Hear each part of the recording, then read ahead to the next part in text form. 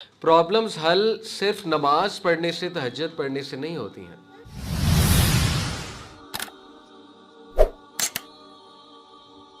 बिस्मिल्लाहिर्रहमानिर्रहीम, अल्हम्दुलिल्लाहि रब्बिल आलमीन, वस्सलातु वस्सलामु अला रसूलिहिल करीम, अम्मा बाद। रब्बि इश्रह ली सदरी व यस्सिर ली अमरी वहलुल उक़दतम मिन लिसानी यफ़क़हू क़ौली।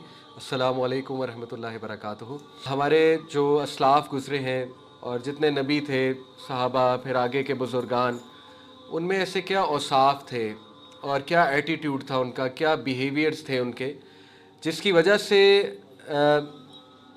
देखिए, मुश्किल is a part of life, difficulties are part of life. ऐसा नहीं था कि उनकी लाइफ में डिफ़िकल्टीज़ नहीं थी, बल्कि ज़्यादा थी। But what was the reason कि डिस्पाइट डिफ़िकल्टीज़ उन्होंने एक बड़ी प्रोडक्टिव ज़िंदगी गुजारी।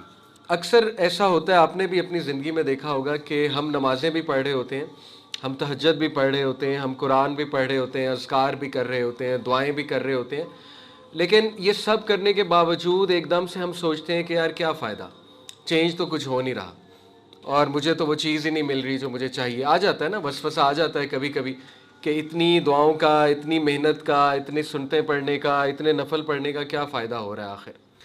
तो देखिए, समझने की बात यह है कि प्रॉब्लम्स हल होती हैं बिहेवियर चेंज करके।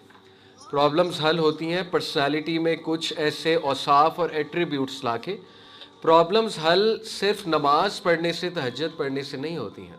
Let's be honest about it. हाँ, अल्लाह की तरफ से कुछ प्रॉब्लम्स ऐसी होती हैं जो खालिसतन आजमाइश होती हैं और despite our strengths, despite our behaviours, वो फिर भी आ जाती हैं।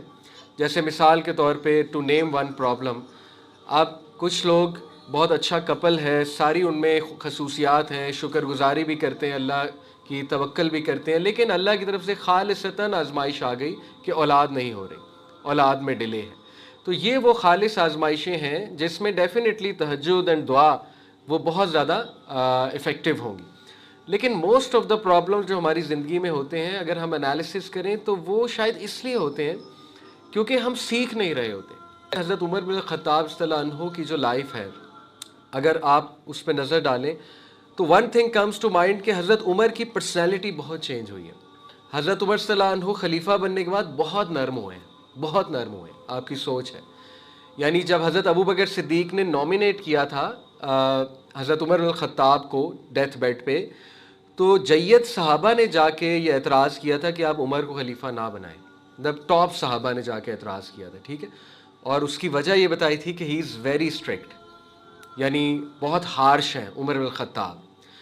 और जब उमर ख़त्ताब खलीफा बन गए तो उसके बाद यही सहाबा कहते थे कि ये तो अबू बकर से भी नर्म है।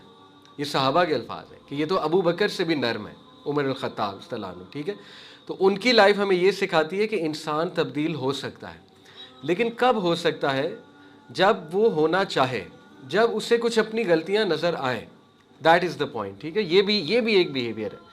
अब एक इंसान को गलती नज़र आ ही नहीं रही अपनी, यानी उसके जहन में पॉसिबिलिटी ही नहीं है कि मैं भी गलत हो सकता हूँ, मेरा कोई एटीट्यूड गलत हो सकता है, मेरा भी रवैया गलत हो सकता है, तो फिर उसके लिए चेंज होना बहुत मुश्किल हो जाता है, ठीक है।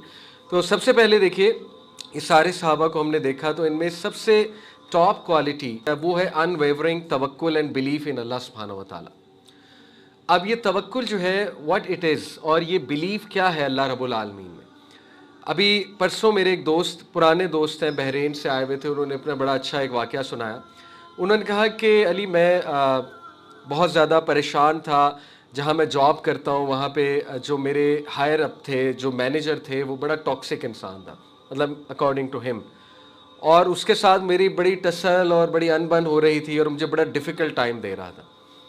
तो मैंने बड़ी कोशिश की कि मेरी ट्रांसफ़र हो जाए उस डिपार्टमेंट से, मैं इसके अंडर से किसी तरह निकल जाऊँ, लेकिन वो मुझे निकलने ही नहीं देते थे, यानी उनका इन्फ्लुएंस बहुत ज़्यादा था। तो मैंने सिफारिशें भी करवाईं, मैंने दूसरे डिपार्टमेंट्स को भी अप्रोच किया, उन्हें अपनी परफॉर्मेंस दिखाई and they were willing to take me, लेकिन बस सम हाउ मैं नहीं निकल पा रहा था। तो जिसकी वजह से मेरी मैरिटल लाइफ भी बहुत डिस्टर्ब हो रही थी, मेरा बिहेवियर बड़ा डिस्टर्ब हो रहा था। ज़ाहिर है, जब बंदा परेशान होता है, स्ट्रेस्ड होता है, तो फिर उसकी बहुत सी चीज़ें डिस्टर्ब होती हैं। फिर मैंने अपने एक उस्ताद से, जो इंडियन है वहाँ पे, एक स्कॉलर, उनसे मैंने बात की।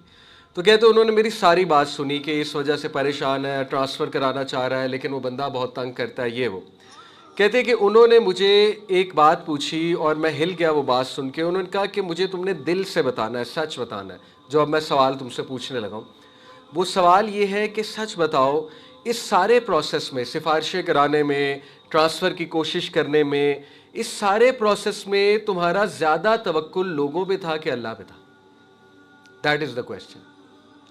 اور وہ کہتے ہیں کہ جب انہوں نے مجھ سے سوال پوچھا تو میں ہل گیا اور میرے اندر سے آواز آئی کہ لوگوں پہ.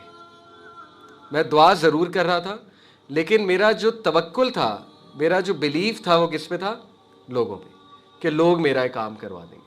تو ہی سیڈ کہ مجھے آنسر مل گیا. اور دین ہی سیڈ کہ میں نے اپنے عقیدے کو درست کیا, میں نے اپنے آپ کو ٹھیک کیا اور میں نے اللہ سے بات کی کہ اللہ میں شرمندہ ہوں.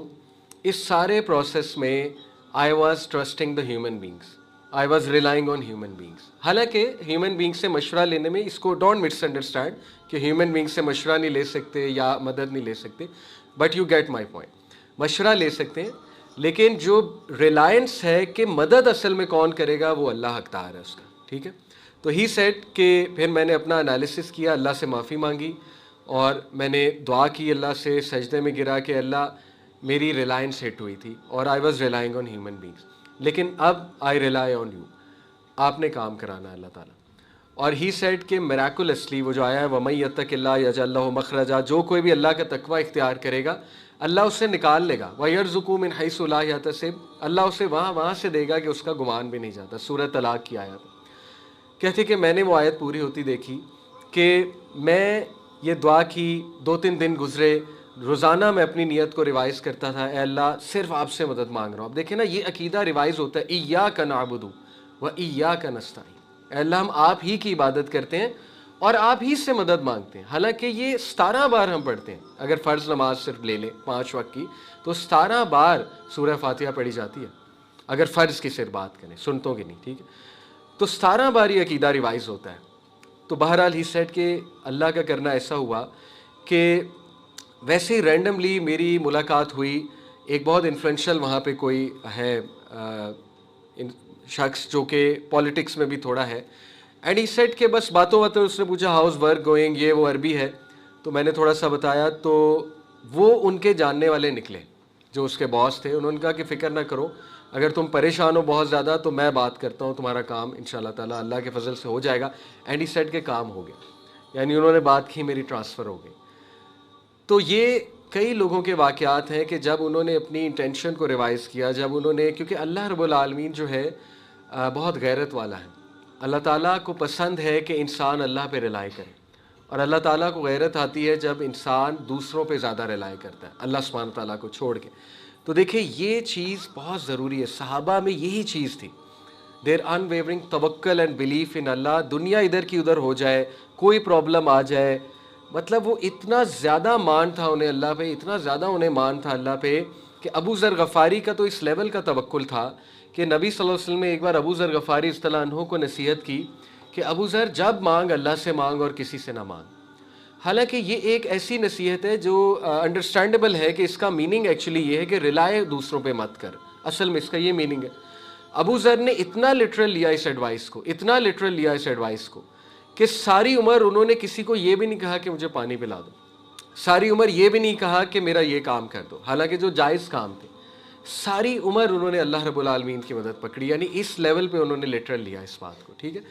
تو دیٹ واز دا ڈفرینس جو صحابہ اور ہمیں ڈفرینشیٹ کرتا ہے کہ انہوں نے حق ادا کر کے دکھایا توکل کا. اور یہ چیز ریوائز کرنی پڑتی ہے. آپ اللہ تعالیٰ سے تعلق قائم کریں, اللہ تعالیٰ سے